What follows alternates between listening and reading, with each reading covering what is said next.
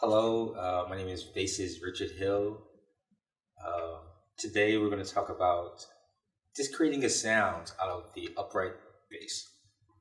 In front of you, this is an upright electric bass made by NS Design. If you look at the instrument, typically the bass has four strings. This is a six-string instrument. So you don't really see that. It's kind of rare that you see a six-string instrument. So let's talk about this instrument. So the bass itself is the fundamental tones. So you're gonna notice like the bottoms, the low notes. So real quick, the larger the instrument, the deeper the sound. So and that also applies to the strings. So again, like we said, this is a six-string instrument. So there's things called perfect intervals. So the perfect intervals would be the perfect fourth, the perfect fifth, and some people would say the octave. So why are these instruments, these intervals perfect? Again, the interval is just the distance between two notes. That's what the interval is, the distance between two notes. So the bass is really interesting. It's the only instrument tuned in perfect fourths. So if we think of each half step, and if we go 1, 2, 3, 4, 5, then you have a perfect fourth. If you go 7 half steps, you have a perfect fifth. So let's hear what a perfect fourth sounds like. So from high to low, my high string is going to be a middle C. And then we can go down perfect fourths.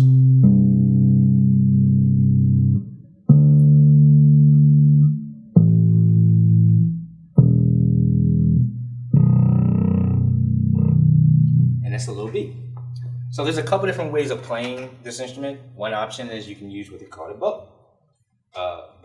So bow is made with horsehair and typically ebony and some type of wood. And they do make plastic ones. So how you want to hold it, you almost like you want to just shake someone's hand. And this is a French style bow. So there's a French and there's a German. So you just want to hold our hand down like you're shaking someone's hand. And nice and even.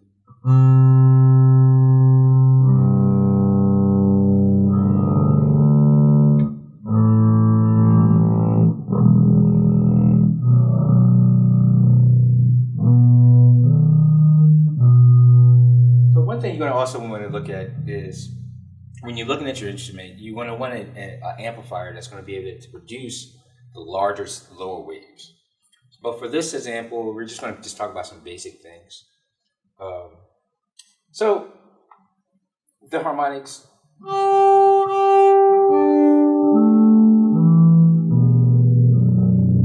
So when I divide my bass in half, we have the perfect fifth.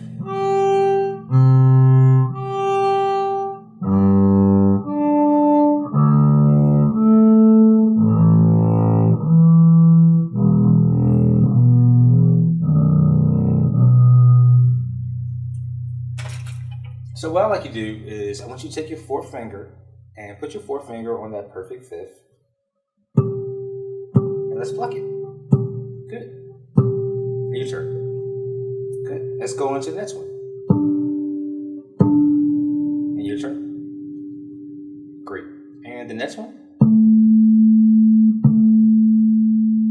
Great. And as we're plucking, let's go all the way through and rest on that string.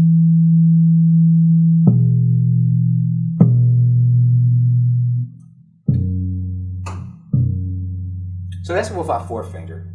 Now what I want you to do is, we want to try the first finger. Still keep your fourth finger there, but simply lower your first finger down. There you go. Doing well. So you have an octave. Actually, the octave is 2 octaves higher. So let's do the same thing with the first finger.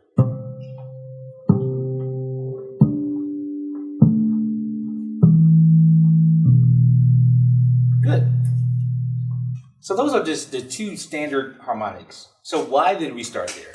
Well, we don't just want to do things just to do things. There has to be a reason for it. So when you're tuning your instrument, you can always go 4 to 1. And that's how you get this in an octave. It's the same note. So I'm crossing that string. So I'm going to 4 on the higher string and then the 1 on the lower. And that's how you can do your tuning.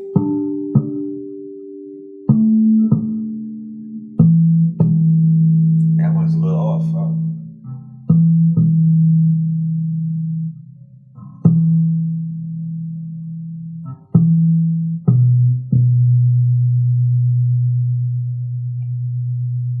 So let's start with our first exercise. So we've been talking about using this one finger, and that was more of an older style playing. That was used maybe like Jimmy Blanton back in the 30s, Major Holly, a lot of with the Duke Ellington Orchestra, Fletcher Henderson, a lot of the big band players, they always played with that.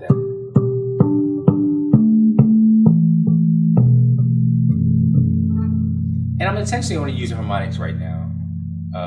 So I want you to be able to really focus on those harmonics.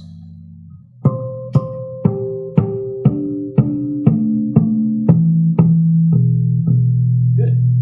So now what we're going to do is, let's take a simple shape. Because I don't want to say patterns, I like shapes. Like a lot of times these shapes have colors. So the shape we're going to use, we're going to go 4, 1, 4, 1, 4. So we're going to do like a pentagon. So we're going to go. So again, that was 4, 1, 4, 1, 4. And we're going to keep that shape and continue all the way to our lowest string, and then from the lowest string back to the highest. So that's one part. And the second part is going to be 1, 4, 1, 4, 1. So we have 4, 1, 4, 1, 4. And then we're going to simply go into 1, 4, 1, 4, 1. So what happens if I continue that same shape? And we do it, that means in groupings of 5, which is kind of different, but let's see what happens. So let's do it slow for now.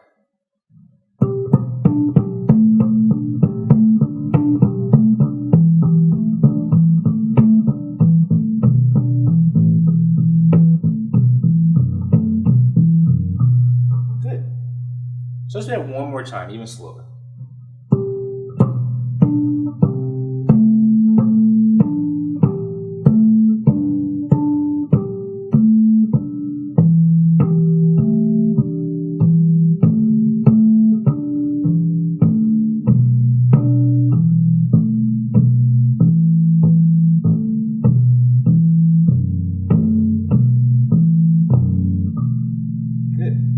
So now let's do it in reverse. So let's start from the bottom and work our way up.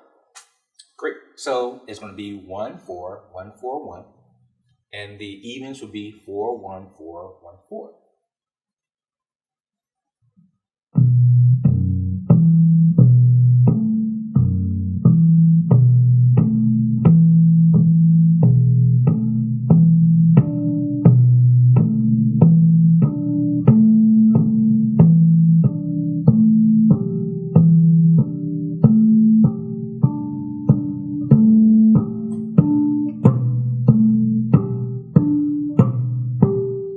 So let's try that a little bit faster now so we can hear it.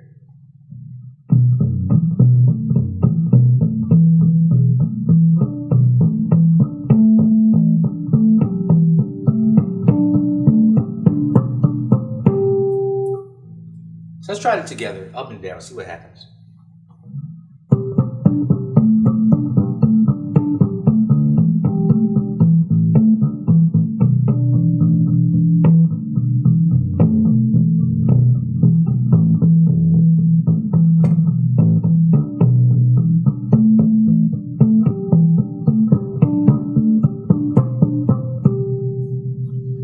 So it's interesting, it's just real basic, just a simple warm-up. The purpose of that is going to work on your intonation actually, because when I actually press down, you're going to notice your notes will be more in tune. Let's go back to the harmonics again. So what we're going to do is take that same shape and let's create grooves. And grooves, everything has to be grooved. If it's not grooving, it's like no purpose of doing it. So what I always recommend is definitely getting some type of drum machine. Nothing crazy, just something simple. So we're gonna go with a small Afro-Cuban line.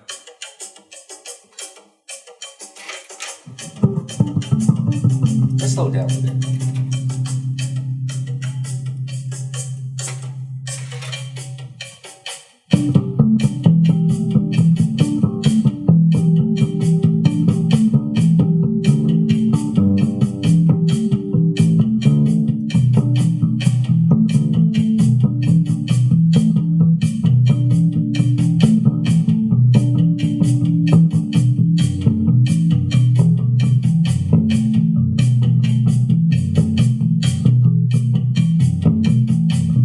So with that, really simple. These are just warm-ups to help you become a little more proficient. So I'm gonna play the same shape.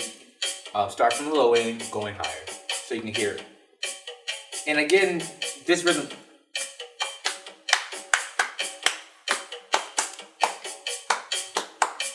So what we're doing, we're putting what's called cross rhythms or polyrhythms. So when you have multiple rhythms on top of each other, and it creates a different feeling, a different energy.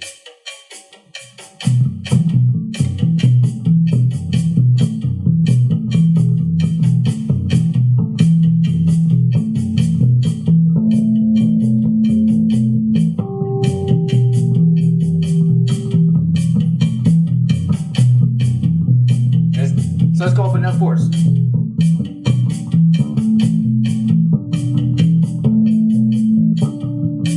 You can almost hear melodies coming out of it.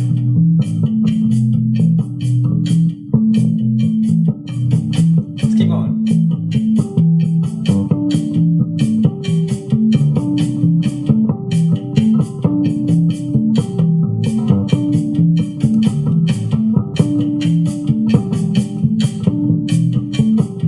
Let's keep going.